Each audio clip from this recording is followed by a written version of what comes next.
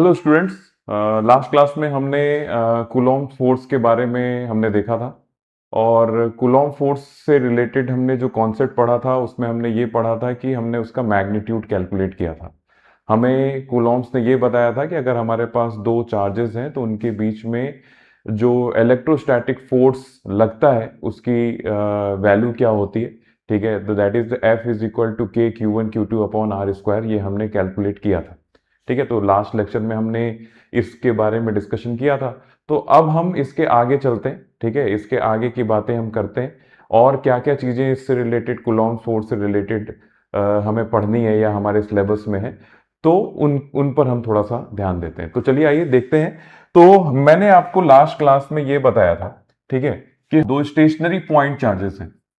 ठीक है, Q1 and Q2, they are separated by a distance small r। मैं काम करता हूं कि मैं इनकी वैल्यूज भी ले लेता हूं। तो Q1 की वैल्यू मैं ले लेता हूं 2 माइक्रो कूलोम। ठीक है, और Q2 की वैल्यू मैं ले लेता हूं is equal to 3 micro coulomb. 1 micro coulomb is equal to, मैं आपको बता दूं, 1 micro coulomb is equal to होता है 10 की पावर माइनस 6 कूलोम, है ना। सो अब इनके बीच की डिस्टेंस को हम आर ही रहने देते हैं, है ना। तो हम क्या कर रहे हैं, हम इन दोनों के बीच में जो इलेक्ट्रोस्टैटिक फोर्स लगने वाला है, जिसके बारे में हमने प्रीवियस वीडियो में बात करी है, तो उसकी वैल्यू मैंने आपको बताई थी कि उसका मैग्नीट्यूड क्या होता है। तो F is equal to K Q1 Q2 upon r square होता है। यही हमने देखा था। ठीक है, तो यहां पर अगर मैं मैग्नीट्यूड को रिप्रेजेंट कर रहा हूं तो मैग्नीट्यूड को रिप्रेजेंट करने के लिए ऐसा एक मॉड लगा देते हैं, है ना। सो यहां पर क्या हो जाएगा, के magnitude of Q1 into magnitude of Q2 divided by r square.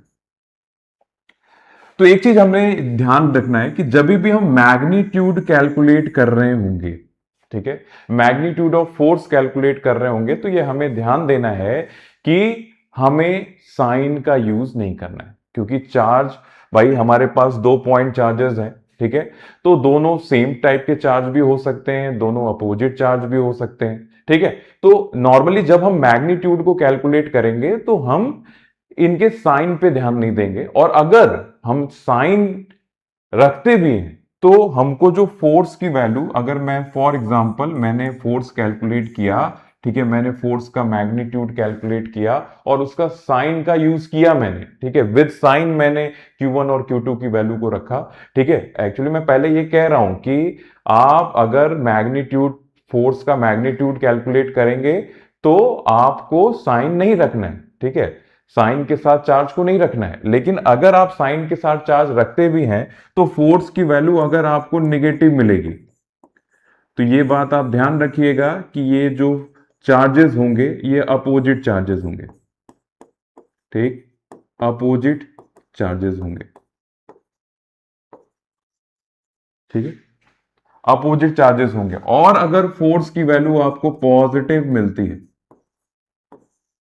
तो इसका मतलब यह है कि आपके पास जो चार्ज होंगे वो सेम टाइप ऑफ चार्ज होंगे। ठीक है, ये हमने जान लिया।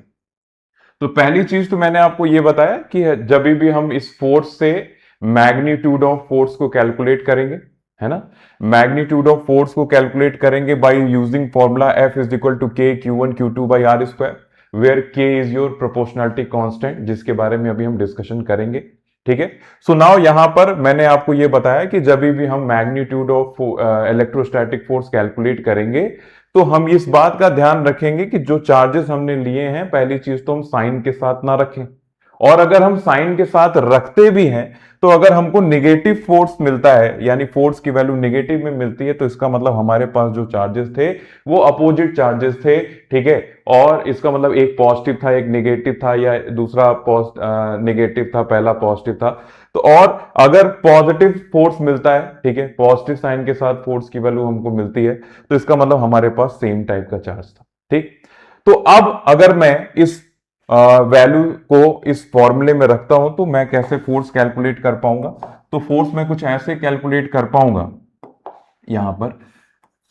यहां पर हमने फोर्स की वैल्यू को कैलकुलेट किया, मैग्नीट्यूड ऑफ फोर्स के ठीक है। Q1 Q2 क्या है भाई, तो एक 2 माइक्रो कूलम है 10 की पावर -6 और दूसरा हमारे पास 3 माइक्रो कूलम है 10 की power -6 divided by distance r square. So अगर हम मैग्नीट्यूड ऑफ फोर्स कैलकुलेट कर रहे हैं तो k की वैल्यू, चलो अभी इसको k ही रखते हैं अभी क्योंकि k के बारे में मैंने बात नहीं की है, तो यहां पर ये हो जाएगा इंटू 6 10 की power -12 divided by r square. So ये जो फोर्स निकल के आ जाएगा इसका मैग्नीट्यूड वो आ जाएगा 6K इंटू 10 की power -12 divided by r square. ठीक है, तो ये हमने निकाल लिया मैग्नीट्यूड ऑफ फोर्स। ठीक है, तो ये हमने मैग्नीट्यूड ऑफ फोर्स को कैलकुलेट कर लिया। अब अगर इसमें मैं K को रिप्रेजेंट, अब यहां पर देखो आपको ये K दिख रहा है ना, जिसको मैं प्रोपोर्शनैलिटी कांस्टेंट कह रहा हूं। ठीक है, इसका क्या यूज है? सो ये प्रोपोर्शनैलिटी कांस्टेंट का बहुत ज्यादा इंपॉर्टेंस है इस पर्टिकुलर फॉर्मूला में ना। तो क्या इसका इंपॉर्टेंस है, तो यहां पर हम ये देख लेते हैं। तो चलिए अब यहां पर मैं बात करता हूं कि हमने ये देखा कि अगर हमारे पास 2 पॉइंट चार्जेस हैं, ठीक है, उनके बीच में जो फोर्स आ रहा है वो आ रहा है K magnitude of Q1 into magnitude of Q2 divided by उनके बीच की डिस्टेंस का स्क्वायर। ठीक, so F is equal to K Q1 Q2 by r square. अब ये मैग्नीट्यूड ऑफ फोर्स है, ठीक है, क्योंकि अभी मैं डायरेक्शन के बारे में बात नहीं कर रहा हूं। जब मैं इसका वेक्टर फॉर्म बताऊंगा तो मैं इसकी डायरेक्शन के बारे में भी आपको बताऊंगा। अभी देखते हैं। सो यहां पर ये जो K हमने देखा, ठीक है, ये जो हमारा K है, ठीक, ये जो हमारा K है, इसके बारे में अगर मैं बात करूं तो ये हमारा एक प्रोपोर्शनैलिटी कांस्टेंट,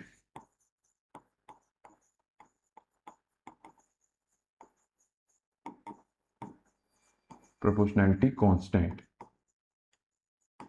जिसकी वैल्यू के बारे में अगर मैं बात करूं तो K इज इक्वल टू आता है 9 इंटू 10 की पावर 9। ठीक है, यूनिट इसकी मैं लिखूंगा न्यूटन मीटर स्क्वायर पर कूलॉम स्क्वायर। ठीक, ये इसकी यूनिट होती है और K जो होता है वो रिप्रेजेंट हम करते हैं 4 पाई एप्सिलॉन नॉट से, जिसकी वैल्यू हम यहां पे लिख ही रहे हैं 9 इंटू 10 की पावर 9 से। ठीक, तो ये चीज हमको याद रखनी है कि पहली चीज तो हमको यूनिट के बारे में भी बिल्कुल पता होना चाहिए। ठीक है, कोई भी चीज अगर हम पढ़ रहे हैं तो उसकी यूनिट हमको पता होनी चाहिए, है ना। अगर यूनिट आपको पता है, ठीक है, तो आपके बहुत सारे काम आसान हो जाएंगे, है ना।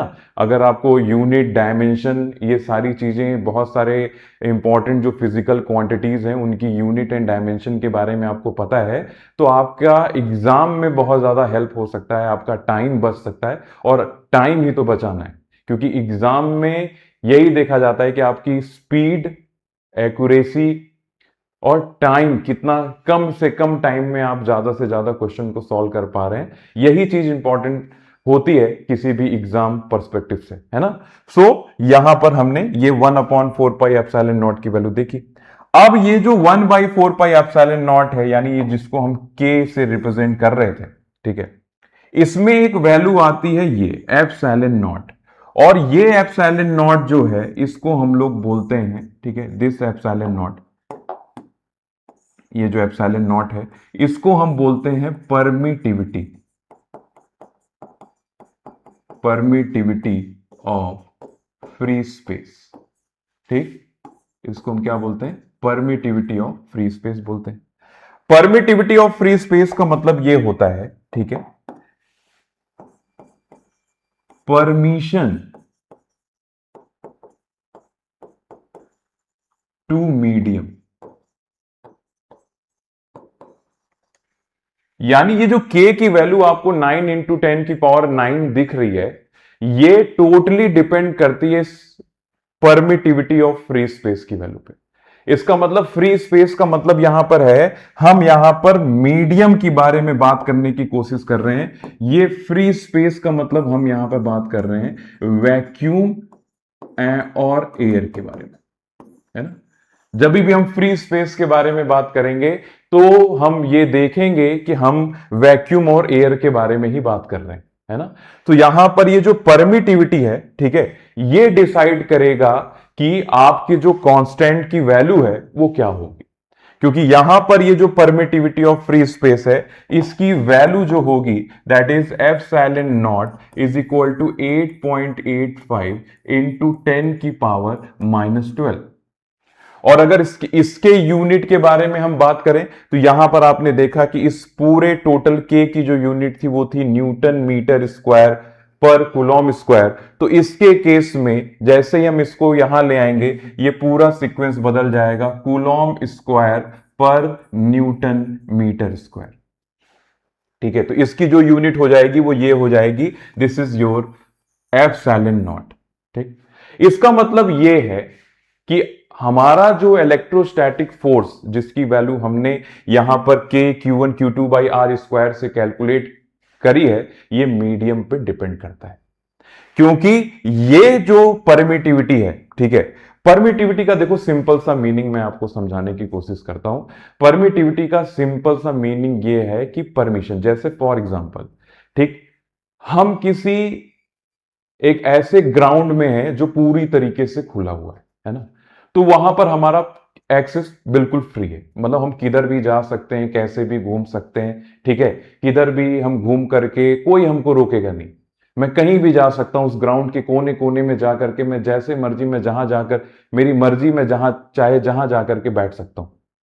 बट अगर उसी ग्राउंड पे कुछ सालों बाद बहुत सारे घर बन जाएं, तब क्या करोगे?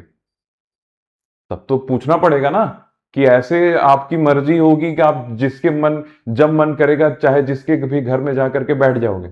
ऐसा पॉसिबल है? नहीं, बिल्कुल नहीं पॉसिबल है, ऐसा हो ही नहीं सकता।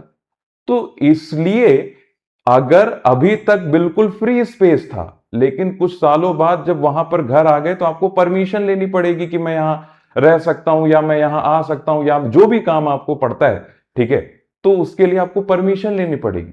वैसे यहां पे भी है, मीडियम परमिशन देगा कि कितना फोर्स लगेगा नहीं लगेगा, मीडियम की वैल्यू बदलेगी, ठीक है, मीडियम बदलेगा, ठीक है, परमिशन बदल जाएगी।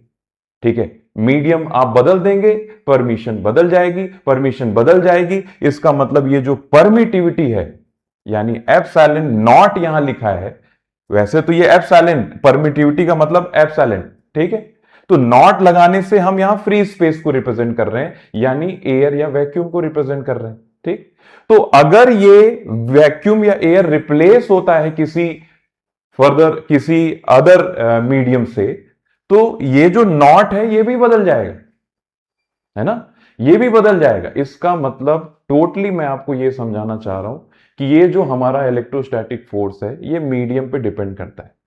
आप वैक्यूम में हैं तो जो इलेक्ट्रोस्टैटिक फोर्स लग रहा है, हो सकता है कि जब आप किसी ऑयल में, वाटर में या किसी अदर मीडियम में जाएं तो वो इलेक्ट्रोस्टैटिक फोर्स नहीं लगेगा जो वैक्यूम या एयर में लग रहा था। लेकिन बच्चे पूछते हैं, क्योंकि ये चैप्टर पढ़ाने से पहले नॉर्मली कॉम्पिटिटिव क्लासेस में ग्रेविटेशन चैप्टर पढ़ाया जाता है, क्योंकि ग्रेविटेशन से बहुत मिलता जुलता ये चैप्टर है। ठीक है, ग्रेविटेशन के जो कॉन्सेप्ट है, ऑलरेडी अगर आप क्लास 12 में हैं तो ग्रेविटेशन के बारे में आप ऑलरेडी जानते होंगे, उस चैप्टर के बारे में बहुत सारे कॉन्सेप्ट एकदम कॉपी पेस्ट है। ठीक है, बस वहां पे मास है और यहां पे चार्जेस हैं, है ना, तो उसके रिगार्डिंग यहां पर एक क्वेश्चन आता है कि सर ग्रेविटेशनल फोर्स जो होता है दो मासेस के बीच में, वो जो अट्रैक्टिव फोर्स होता है वो क्यों नहीं बदलता? वो इसलिए नहीं बदलता बेटा, क्योंकि यहां पर जो ग्रेविटेशनल, सपोज दैट हमारे पास दो मास है, ठीक, एक m1 है और दूसरा हमारे पास m2 है। ठीक है, इन दोनों के बीच का जो सेपरेशन है वो r है, तो इनके बीच में जो फोर्स लगेगा या मैग्नीट्यूड को फोर्स जो होगा वो Gm1 into m2 upon r square होगा। बिल्कुल सही बात है। यहां पर ये जो कांस्टेंट है ना, यहां पर ये जो कांस्टेंट है ये क्या है बेटा? यहां पर ये जो कांस्टेंट है, ये कांस्टेंट आपका यूनिवर्सल ग्रेविटेशनल कांस्टेंट, ठीक है, यूनिवर्सल ग्रेविटेशनल कांस्टेंट या ग्रेविटेशन कांस्टेंट, ठीक, जिसकी वैल्यू हम जानते हैं कि जी की वैल्यू होती है 6.67 इंटू 10 की पावर -11, है ना। इसकी भी यूनिट क्या हो जाती है, that is newton metre square पर केजी स्क्वायर, है ना। तो ये वैल्यू हम जानते हैं, लेकिन ये वैल्यू बेटा यूनिवर्सल ग्रेविटेशनल इसलिए बोला गया क्योंकि यूनिवर्स में आप कहीं भी जाइए इस वैल्यू में कोई चेंज नहीं आएगा, है ना। ये वैल्यू फिक्स रहने वाली है। तो जब ये वैल्यू फिक्स रहने वाली है, आपके दोनों मास फिक्स रहने वाले हैं, उनके बीच में जो सेपरेशन है वो फिक्स रहने वाला है, तो आप किसी भी मीडियम में जाइए, क्या फर्क पड़ रहा है, कोई फर्क नहीं पड़ेगा, है ना। लेकिन ये चीज अगर मैं बोलूं कि यहां पर कि हमारे पास दो चार्जेस हैं, ठीक, और हमने मीडियम बदल दिया तो कोई फर्क नहीं पड़ेगा, ये गलत है। क्योंकि यहां पर ये परमिटिविटी ऑफ फ्री स्पेस, जो परमिशन है वो मीडियम टू मीडियम बदल रही है, और जब मीडियम टू मीडियम परमिशन बदल रही है तो फोर्स की वैल्यू भी तो बदलेगी। भाई मैंने आपको एक एग्जांपल के थ्रू समझाया कि एक ग्राउंड में कोई घर नहीं था ना, पूरा फ्री था, तो हमारे पास पूरा फ्री एक्सेस था, मैं कहीं भी जा सकता था। लेकिन जब घर बनने लगे, ठीक, तो हो सकता है कि किसी घर में मैं पहुंचा और मैंने बोला कि मुझे बैठना है, तो बहुत इजीली परमिशन मिल गई कि हाँ ठीक है बैठ जाओ। लेकिन किसी दूसरे घर में गया तो उसने मना कर दिया, नहीं नहीं यहां नहीं बैठ सकते आप। तो दैट टोटली डिपेंड कि घर टू घर डिपेंड कर रहा है कि हमें परमिशन कैसी मिलेगी। वैसा ही यहां पे भी है ना, वैसा यहां पे भी है। So medium to medium depend करेगा कि फोर्स कैसा होगा। चलो आगे बढ़ता हूं। तो अब मैं इसमें आपको बताता हूं कि थोड़ा सा मैं इसके डायमेंशन के बारे में भी बात कर लेता हूं, है ना। इसके डायमेंशन के बारे में बात कर लेता हूं, उसके बाद किसी मीडियम की परमिटिविटी हम कैसे कैलकुलेट कर पाएंगे। ठीक है, यहां तो फ्री स्पेस की मैंने आपको वैल्यू बता दी 8.85 इंटू 10⁻⁻12। तो क्या ऐसे मीडियम मीडियम टू मीडियम बदलता रहेगा तो मैं सबकी परमिटिविटी याद करूंगा? नहीं, जरूरी नहीं है ना। जरूरी क्या नहीं है, मतलब आपको वैल्यूज पहली बात तो क्वेश्चन में गिवन होंगी, और अगर नहीं गिवन होंगी तो हमारे पास कुछ ऐसी वैल्यूज गिवन होती है जिनके थ्रू हम किसी भी मीडियम की परमिटिविटी को कैलकुलेट कर लेते हैं। सो यहां पर मैं अगर डायमेंशन के बारे में बात करूं तो मैंने आपको बताया कि मेरे पास एक कांस्टेंट आया k, ठीक है। ये k की वैल्यू आई 1/4πε0, ठीक है, कि 1/4πε0, है ना, ये वैल्यू आई। सो यहां पर अब इसका यूनिट जो हमने लिखा वो क्या लिखा, इसका यूनिट हमने लिखा that is newton metre square पर कूलॉम स्क्वायर ना। तो इसके डायमेंशन के बारे में बात करें तो न्यूटन यानी फोर्स, तो हम लोग इसके डायमेंशन के डायमेंशन के बारे में बात करें तो k का जो डायमेंशन होगा, यानी ये 1/4πε0 है, इसका जो डायमेंशन होगा वो होगा mL/t-2 न्यूटन यानी फोर्स का डायमेंशन, इंटू मीटर स्क्वायर यानी लेंथ का डायमेंशन, ठीक है, पर कूलॉम स्क्वायर। इसका मतलब यह है कि कूलॉम मतलब दैट इज 80 डायमेंशन होती है -2। 80 कहां से आया बेटा, ठीक है, कूलॉम का जो डायमेंशन होता है वो 80 होता है। कैसे आया, आपको पता है कि करंट की वैल्यू क्या होती है, ठीक है, करंट की वैल्यू होती है चार्ज पर यूनिट टाइम, चार्ज यानी कूलॉम, तो यहां से Q is equal to I into t कर सकते हो, I यानी एम्पेयर, SI यूनिट होती है, इंटू टाइम T हो जाएगा। तो इस तरीके से हम Q का डायमेंशन A इंटू टी लिखते हैं, है ना। तो यहां पे -2 लिखा है क्योंकि ये डिवाइडेड में। सो अब इसको कैलकुलेट करने की कोशिश करें तो ये हो जाएगा mL/t-2, ये आपका L स्क्वायर है तो ये L क्यूब हो जाएगा, और ये यहां पर A आ जाएगा, और ये A की पावर -2 T की पावर -2, ठीक है। इसको हम कैलकुलेट कर लेते हैं तो ये कैलकुलेट हो जाएगा mL³ T की पावर -4, आई थिंक -4 ही होगा, ठीक है, आप इसको देख लीजिएगा, और ये A की पावर -2 हो जाएगा। तो this is the dimension for K, यानी ये जो प्रोपोर्शनैलिटी कांस्टेंट हमने निकाला था, ठीक है, ये उसका डायमेंशन है। अब इसी के थ्रू हम डायमेंशन कैलकुलेट कर लेते हैं परमिटिविटी ऑफ फ्री स्पेस का। क्यों, परमिटिविटी ऑफ फ्री स्पेस का डायमेंशन क्या था भाई, परमिटिविटी ऑफ फ्री स्पेस का डायमेंशन जस्ट K का रिवर्स था, क्योंकि ये देखो ये एप्सिलॉन नॉट नीचे है 1 डिवाइडेड बाई ना। तो इसका मतलब ये है कि अगर मैं परमिटिविटी का डायमेंशन देखूं तो मुझे परमिटिविटी का डायमेंशन ऑफ फ्री स्पेस का डायमेंशन देखना पड़ेगा। तो यहां हो जाएगा ये coulomb square divided by newton metre square.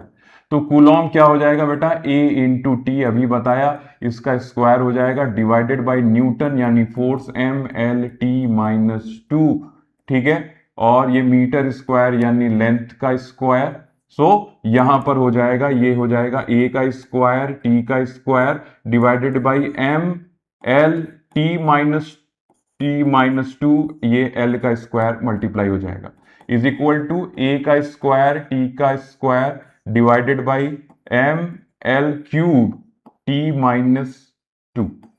ये ऊपर जाएगा तो ये हो जाएगा m की पावर -1 l की पावर -3, ये हो जाएगा t की पावर 4 और a स्क्वायर, तो ये आ जाएगा हमारे पास dimension of permittivity of free space. ठीक है, ये हमारे पास डायमेंशन आ गई परमिटिविटी ऑफ फ्री स्पेस का। तो अब हम लोग, अभी मैंने आपको बताया कि परमिटिविटी का मतलब होता है परमिशन टू मीडियम, यानी हर मीडियम एक परमिशन प्रोवाइड करेगा कि दो चार्जेस के बीच में जो फोर्स लग रहा है वो कितना होगा। तो अब हर मीडियम की परमिटिविटी कैलकुलेट कैसे करें, तो यहीं पर ये कॉन्सेप्ट आता है रिलेटिव परमिटिविटी का, है ना। क्या होता है relative permittivity, relative permittivity,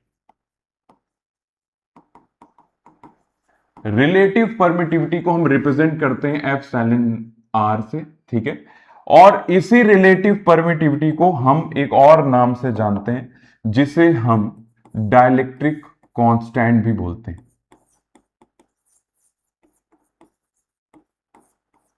dielectric constant, आप चाहे रिलेटिव परमिटिविटी बोलो और चाहे डाइलेक्ट्रिक कांस्टेंट बोलो, इसे भी के से रिप्रेजेंट, कैपिटल के से रिप्रेजेंट किया जाता है।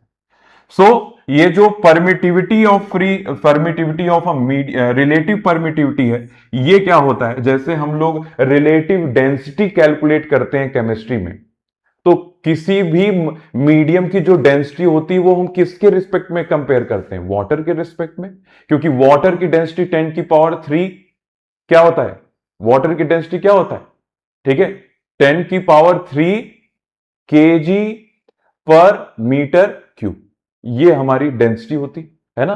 तो उसके कंपैरिजन में अगर हमारे पास कोई भी मीडियम मटेरियल आ जाता है, ठीक, एट 4 डिग्री सेल्सियस, है ना, इसका मतलब जब भी हमको डेंसिटी कैलकुलेट करनी होती है तो हम उस मीडियम की डेंसिटी को वाटर की डेंसिटी के रिस्पेक्ट में कंपेयर करते हैं, और वाटर की डेंसिटी किस टेम्परेचर पर, एट 4 डिग्री सेल्सियस पर, है ना। तो ये मतलब कहने का मतलब ये है कि केमिस्ट्री में भी हम जहां पर रिलेटिव डेंसिटी का कॉन्सेप्ट पढ़ते हैं, वैसा ही कॉन्सेप्ट ये भी है ना, ये भी है रिलेटिव परमिटिविटी, क्योंकि आपको हर मीडियम की परमिटिविटी नहीं याद रह सकती, तो आपको रिलेटिव परमिटिविटी गिवन होगी या डाइलेक्ट्रिक कांस्टेंट मीडियम का गिवन होगा, वहां से आप मीडियम की परमिटिविटी को कैलकुलेट कर सकते हो। कैसे कैलकुलेट कर सकते हो, क्योंकि जो रिलेटिव परमिटिविटी होता है which is a permittivity of a medium with respect to the permittivity of free space, यानी ये रेशियो होता है, ठीक है, permittivity of medium to the permittivity of free space का। इसको हम, क्योंकि मैंने आपको बताया कि इसको हम डाइलेक्ट्रिक कांस्टेंट के से भी रिप्रेजेंट कर सकते हैं, ठीक है। सो ये भी फॉर्मूला हमको याद रखना है, हालांकि दोनों एक ही चीज है, ठीक है, मैंने यहां पे लिख भी दिया है कि आप रिलेटिव परमिटिविटी बोलिए या डाइलेक्ट्रिक कांस्टेंट बोलिए, बात एक ही है। तो यहां से आप मीडियम की परमिटिविटी कैसे निकाल सकते हो, तो इस तरीके से हम मीडियम की परमिटिविटी को कैलकुलेट कर सकते हैं, ठीक है। हमारे एप्सिलॉन नॉट को हम के से मल्टीप्लाई कर देंगे और हमको हमारी जो परमिटिविटी ऑफ मीडियम है वो मिल जाएगी। सिंपल है, ठीक है, बहुत ज्यादा कंफ्यूज नहीं होना है, सिंपल चीजें हैं और सिंपल तरीके से ले भी चल रहा हूं मैं, है ना, बहुत ज्यादा इसमें इधर उधर नहीं कर रहा हूं। सो नाउ यहां पर अब हम आगे बात करें कि किस तरीके से ये, क्या अगर मीडियम हमारा बदल गया तो फोर्स पर किस तरीके से इंपैक्ट आता है, चलो ये भी देख लेते हैं, ठीक है। तो मैं क्या करता हूं कि मैं एक सिस्टम लेता हूं, मैं कैसा सिस्टम लेता हूं कि मेरे पास फिर से वही पॉइंट चार्जेस हैं, ठीक है, एक पॉइंट चार्ज की वैल्यू Q1 है और इसको मैंने सेपरेट किया है डिस्टेंस R से, दूसरे पॉइंट चार्ज की वैल्यू Q2 है, ठीक है, इनके बीच का सेपरेशन स्मॉल r है। तो यहां पर हमने जो फोर्स लिया था, ठीक है, अगर मैं मान लेता हूं कि यहां पर हमारे पास जो मीडियम है, ठीक है, उस मीडियम को मैं यहां पर रिप्रेजेंट कर रहा हूं वैक्यूम या एयर से, ठीक है, वैक्यूम या एयर से, ठीक है। स्पेलिंग मिस्टेक अगर होगी तो बहुत ज्यादा ध्यान मत देना, ठीक है, कभी कभी फ्लो में मिस्टेक्स होती। सो यहां पर अगर दूसरा हमारे पास सेम यही सिस्टम है, ठीक है, दूसरा हमारे पास सेम यही सिस्टम है।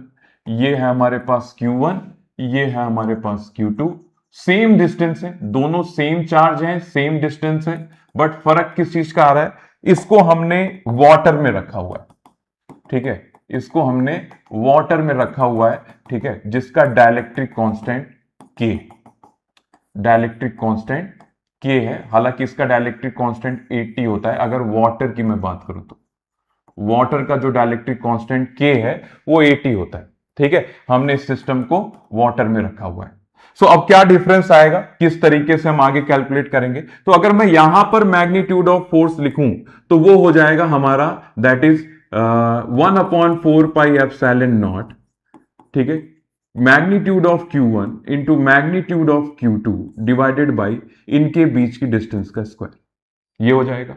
अब यहां पर अगर मैं वो फोर्स लिखूंगा तो मैं क्या लिखूंगा, that is F is equal to 1/4π0 epsilon nought नहीं लिख सकता अब, क्योंकि मीडियम बदल गया है, यहां पर वैक्यूम एयर था, यहां पे वाटर है, तो एप्सिलॉन नॉट तो नहीं लिखूंगा, मैं लिखूंगा एप्सिलॉन m, मीडियम की permittivity, into magnitude of charges divided by square of distance between them, ठीक। तो वो फोर्स हो गया। अब देखो दोनों में क्या डिफरेंस है, तो मैं इसको लिख सकता हूं, क्योंकि अभी मैंने देखा कि मेरे पास रिलेटिव परमिटिविटी या डाइलेक्ट्रिक कांस्टेंट की जो वैल्यू होगी वो क्या होती है, permittivity of medium divided by, ठीक है, परमिटिविटी ऑफ फ्री स्पेस। सो यहां से हम परमिटिविटी ऑफ मीडियम को कैलकुलेट कर सकते हैं K into permittivity of free space. इसकी वैल्यू को मैं यहां रख सकता हूं, तो मेरा F का जो वैल्यू आ जाएगा वो आ जाएगा 1/4πε m की जगह मैं लिखूंगा epsilon not into K into Q1 Q2 upon R square, है ना। सो यहां से इसको मैं थोड़ा सा साइड में कर लेता हूं, ठीक है, इसको थोड़ा मैं छोटा कर लेता हूं ताकि मैं स्पेस क्रिएट कर पाऊं साइड में, ठीक है। तो यहां से अब मैं इसको आगे बढ़ाता हूं इस साइड में। सो अब मैं यहां से हमने ये कैलकुलेट कर लिया, तो यहां पे मैं F की वैल्यू लिख सकता हूं, क्या लिख सकता हूं, अगर मैं 1/K को बाहर ले लूं तो अंदर लिखूंगा 1/4πε0 Q1 Q2 upon R square. अब आपको दिख रहा होगा कि ये जो लिखा है मैंने 1/4πε0, अगर मैं इसकी वैल्यू को F0 मान लूं कि हमारा जो फोर्स था in between these two charges in a air या वैक्यूम, ठीक है, इन एयर या वैक्यूम, ये हमारा जो था, यहां पे मैं ऐसे कर देता हूं, ठीक है, F is equal to 1/4πε0 Q1 Q2 by R square, इसको हमने F0 ले लिया, तो ये F0 की वैल्यू हो जाएगी 1/4πε0, ठीक है, Q1 Q2 upon R square, ठीक, ये F0 था। तो यहां पर अब क्या हो जाएगा, तो ये F की वैल्यू जो हो जाएगी वो क्या हो जाएगी यहां पर, ठीक, वो हो जाएगी 1/K इंटू F0। इसका मतलब जो F इन अ मीडियम आया है वो आपके फ्री स्पेस को K से डिवाइड कर दिया, जो फ्री स्पेस में आपके पास फोर्स था अब वो K टाइम्स हो चुका है, तो मीडियम का फोर्स K टाइम्स हो जाता है, ठीक है, आपके जो वैक्यूम या एयर में आपने फोर्स कैलकुलेट किया हुआ, ठीक। तो इसका मतलब K टाइम्स जो होता है वो डिवाइड हो जाता है आपका मीडियम का फोर्स। इसका मतलब सबसे ज्यादा वैल्यू, क्योंकि एक चीज याद रखिएगा, डाइलेक्ट्रिक कांस्टेंट की वैल्यू इज ग्रेटर देन और इक्वल टू 1 होगी, याद रखिएगा, ठीक है। डाइलेक्ट्रिक कांस्टेंट की वैल्यू हमेशा या तो 1 होगी या तो 1 से ज्यादा होगी, ठीक है, इस बात को आप हमेशा ध्यान रखेंगे। तो एक चीज यहां पर क्या हो गया, तो अगर मैंने वाटर लिया था तो हमारा जो फोर्स हो गया मीडियम में वो F0 बाई 80 हो गया, 80 टाइम्स डिवाइड हो गया, ठीक, 80 टाइम लेस हो गया आपका जो फोर्स आपने मीडियम में वाटर में निकाला है।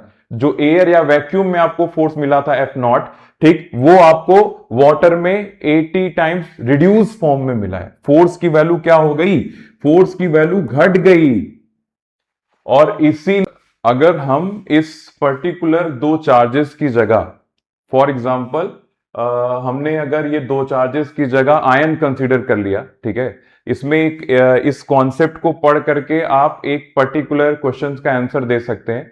वाई वाटर जो होता है वो एक गुड सॉल्वेंट क्यों होता है? क्योंकि वो पोलर मॉलिक्यूल्स को डिसॉल्व कर लेता है, ठीक है। तो that's why water is a good solvent. तो इसलिए होता है क्योंकि यहां से हमको यह समझ में आ रहा है कि अगर हमारे पास दो चार्ज थे जिनके बीच में जो फोर्सेस की वैल्यू है वैक्यूम या एयर में, ठीक, और जब हमने उसको वाटर में डाला, ठीक है, तो वाटर का जो डाइलेक्ट्रिक कांस्टेंट था जिसकी वजह से हमारा जो नेट फोर्स था इन वैक्यूम वो रिड्यूस हो गया 80 टाइम्स, ठीक। अगर वो रिड्यूस हो गया 80 टाइम्स, ठीक, तो इसका मतलब फोर्सेस रिड्यूस हो जाते हैं आयंस के बीच में, और आयंस क्या होते हैं? वाटर में डिसॉल्व हो जाते हैं, ठीक है, पूरे तरीके से। तो इस वजह से हम कहते हैं कि water is a good solvent. तो इस बात का हमें इस पर्टिकुलर कॉन्सेप्ट से हमें एक आंसर और भी मिल जाता है कि कभी कभी ये क्वेश्चन आपको बुक में देखने को मिलेगा, why water is a good solvent, ठीक है। और वो गुड सॉल्वेंट इसलिए होता है क्योंकि वो पोलर मॉलिक्यूल्स को अपने अंदर डिसॉल्व कर लेता है, बिकॉज ऑफ दिस रीजन, है ना। तो इस बात का हमको हमेशा ध्यान रखना है। तो ये हमारा कॉन्सेप्ट हो गया जहां पर हमने परमिटिविटी या डाइलेक्ट्रिक कांस्टेंट के रिगार्डिंग कॉन्सेप्ट्स को कंप्लीट कर लिया है ना। तो आगे इसके बाद अब मैं इसमें दो चीजें और ऐड कर देता हूं। क्या ऐड करना है मुझे? कि हमने ये देख लिया कि अगर हमारे पास दो पॉइंट चार्जेस हैं, ठीक है, हमने ये देख लिया कि अगर हमारे पास दो पॉइंट चार्जेस हैं, ठीक है, Q1 और Q2,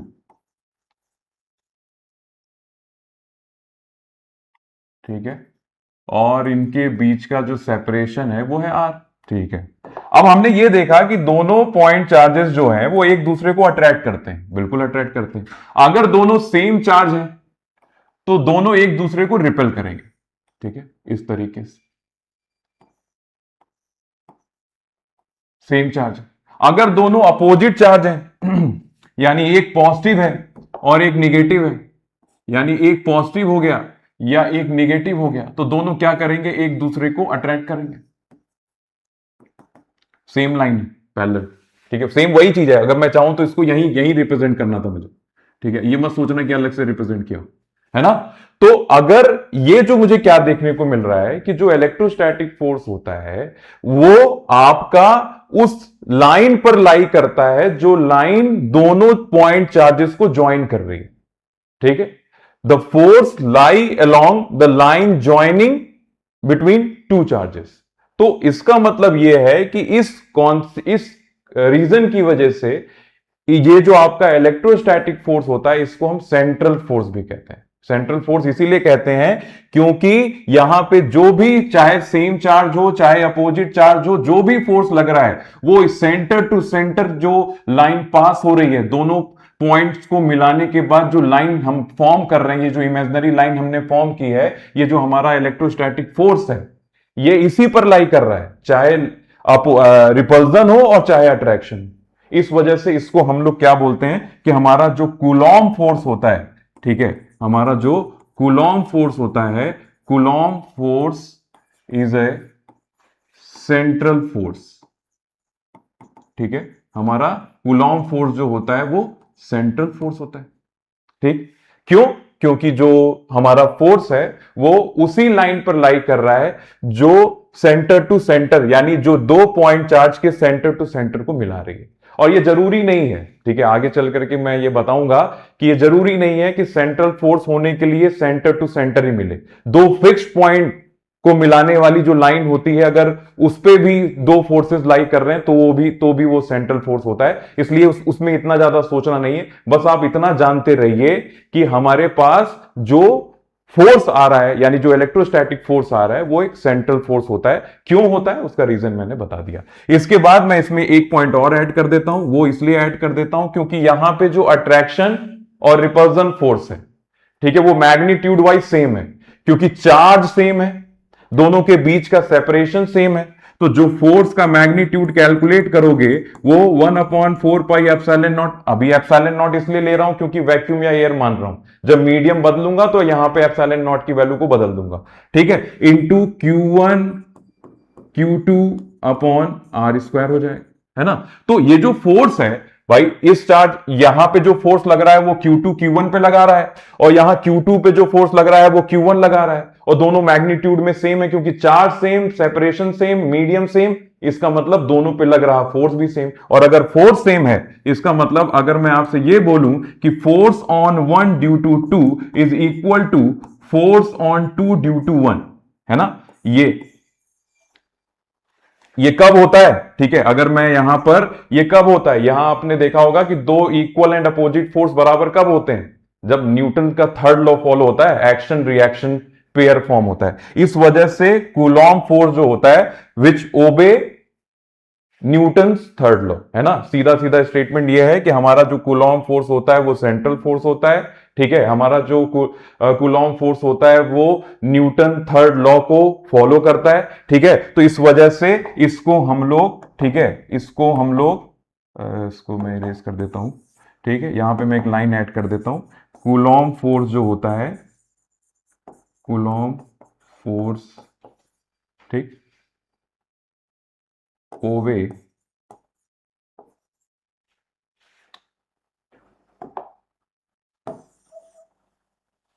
या मैं सीधा सीधा लिख देता हूं, Coulomb force is action reaction pair.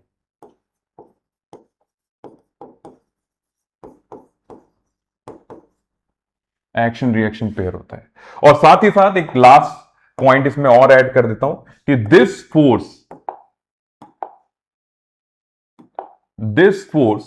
Coulomb force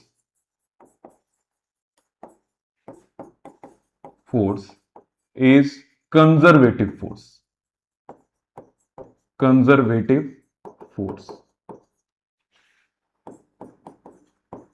ये कंजर्वेटिव फोर्स होता है, ठीक है। कंजर्वेटिव फोर्स के बारे में मैं अगले चैप्टर में बिल्कुल पढ़ाऊंगा, जब मैं आपको पोटेंशियल के बारे में बताऊंगा, ठीक है। जब मैं पोटेंशियल के बारे में बात करूंगा तो ऑलरेडी ये मैं 11th में बता चुका हूं, ठीक है, या 11th में जब मैं आपको 11th के लेक्चर्स दूंगा, ठीक है, इसी चैनल पे, तो वहां पे भी आपको समझ में आएगा कि कंजर्वेटिव फोर्स या नॉन कंजर्वेटिव फोर्सेस में क्या डिफरेंस होता है।